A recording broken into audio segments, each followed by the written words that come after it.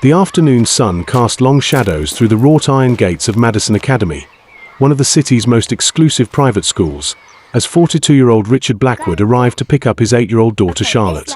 His tailored charcoal suit and expensive watch reflected his position as CEO of Blackwood Industries, a technology empire worth billions, but his tired eyes showed the strain of a single father trying to balance corporate demands with raising his daughter alone since his wife's death 3 years earlier.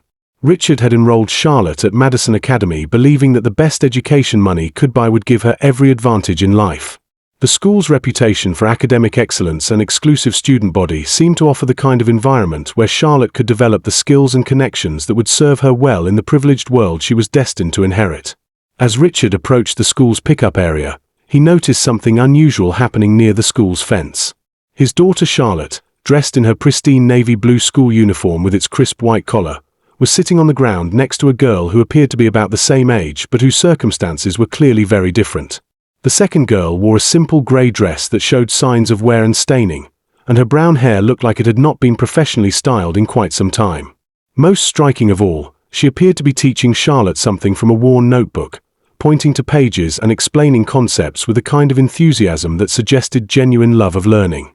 Richard found himself moving closer to observe this unexpected interaction, curious about who this child was and how she had come to be at his daughter's exclusive school. "You see, Charlotte," the girl was saying as Richard approached within earshot, "when you multiply fractions, you multiply the top numbers together and the bottom numbers together. It is like making a recipe smaller. If you have half of a half, you get a quarter." Charlotte nodded with obvious understanding, her face bright with the kind of engagement Richard rarely saw when she talked about her regular schoolwork. "That makes so much sense, Maya. The way you explain it is so much clearer than how Mrs. Peterson teaches it." Richard was struck by several things simultaneously: his daughter's obvious respect for this girl named Maya, the sophisticated way Maya was explaining mathematical concepts, and the fact that Maya appeared to be teaching material that was likely above Charlotte's current grade level. "Maya, where did you learn to teach math like that?" Charlotte asked with genuine curiosity. Maya's expression grew more serious. "My mama taught me before she got really sick. She used to be a teacher before things got hard for us. She always said that learning was the most important thing anyone could have, because it was something nobody could ever take away from you." Richard felt his chest tighten as he began to understand Maya's circumstances. The careful way she spoke about her mother's illness and their hardships suggested a level of maturity and resilience that no child should need to develop. "Maya, do you go to school here?" Charlotte asked innocently. Maya shook her head with a wistful expression. "No, I do not go to school anywhere right now. Mama and I have been staying at different places, and it is hard to register for school when you do not have a permanent address. But I try to keep learning on my own using books from the library." Richard was profoundly moved by Maya's dedication to education despite facing challenges that would overwhelm most adults. Here was a child who was essentially homeless, yet was not only continuing her own education but was capable of teaching complex concepts to other children. "Daddy!" Charlotte exclaimed, suddenly noticing Richard's approach. "This is my friend Maya. She is the smartest person I have ever met, and she has been helping me understand fractions." Maya immediately stood up, her posture showing both respect and slight wariness as she recognized Richard's expensive clothing and obvious wealth. "I am sorry, sir. I was not trying to bother your daughter. She seemed confused about her homework, and I just wanted to help." Richard knelt down to Maya's eye level, struck by the intelligence and dignity in her brown eyes. "Please do not apologize, Maya. Charlotte is right. You clearly are very smart, and I am grateful that you took the time to help her understand her schoolwork." "Maya does not go to school here," Charlotte announced with the directness that only children possess. "She does not go to school anywhere because she and her mama do not have a house right now. But she knows more math than anyone in my class." Richard felt his heart break at Charlotte's innocent revelation and Maya's obvious embarrassment about her family's situation. "Maya," Richard said gently, "would you be willing to tell me more about your circumstances? I might be able to help you and your mother find some resources." Maya studied Richard's face carefully, clearly weighing whether to trust this stranger with personal information. "My mama has been really sick, and we lost our apartment when she could not work anymore.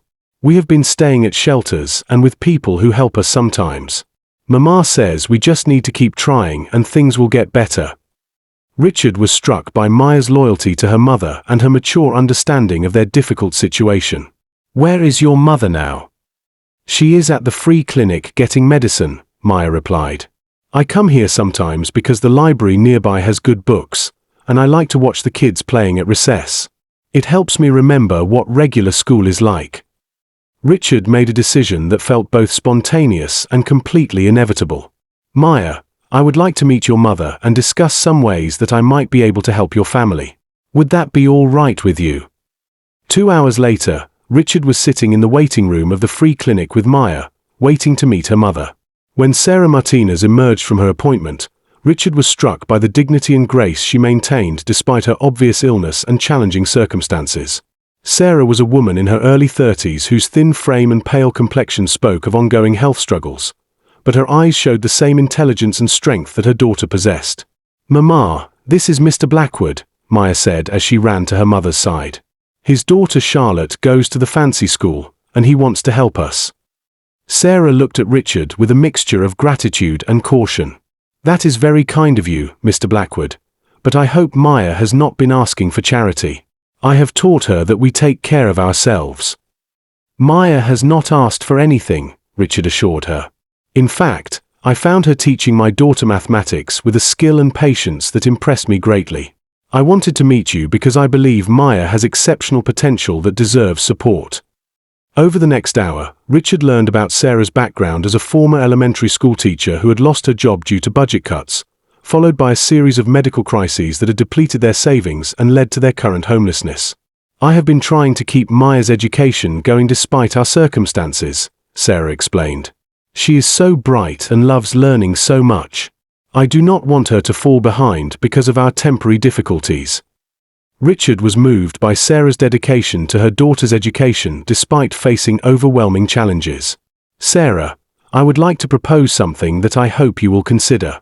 Maya clearly has extraordinary gifts as both a student and a teacher. I would like to offer her a full scholarship to Madison Academy, along with housing and support services for your family. Sarah stared at him with disbelief. Mr. Blackwood, that is incredibly generous, but I could not accept such charity. I need to be able to provide for my daughter myself. I understand your pride, Richard replied respectfully. But what if this was not charity, but an investment in Maya's potential? In exchange for the educational opportunity, Maya could serve as a peer tutor for other students who are struggling academically. Her teaching abilities are remarkable, and she could help other children while continuing her own education. Maya looked between her mother and Richard with hope and excitement. Mama, I could keep learning and help other kids learn too. It would be like you taught me. Sharing knowledge makes everyone stronger. 6 months later, as Richard watched Maya confidently leading a study group of Madison Academy students through advanced mathematical concepts, he reflected on how a chance encounter had transformed multiple lives in ways he never could have anticipated. Maya had not only excelled academically at her new school but had revolutionized the peer tutoring program with her innovative teaching methods and genuine care for struggling students. Her success had inspired the creation of a scholarship fund for other academically gifted children from disadvantaged backgrounds. Sarah had recovered her health with access to proper medical care and had been hired as the coordinator of the school's new community outreach program, using her teaching background to develop educational support services for local families. Charlotte had gained not just a tutor but a best friend who had taught her that intelligence and character were more important than wealth or social status. And Richard had discovered that the most meaningful investments were not in stock portfolios or real estate, but in recognizing and nurturing the potential that exists in every child, regardless of their circumstances. Maya had shown him that sometimes the most valuable teachers are not found in prestigious institutions, but sitting on sidewalks, sharing knowledge with anyone willing to learn.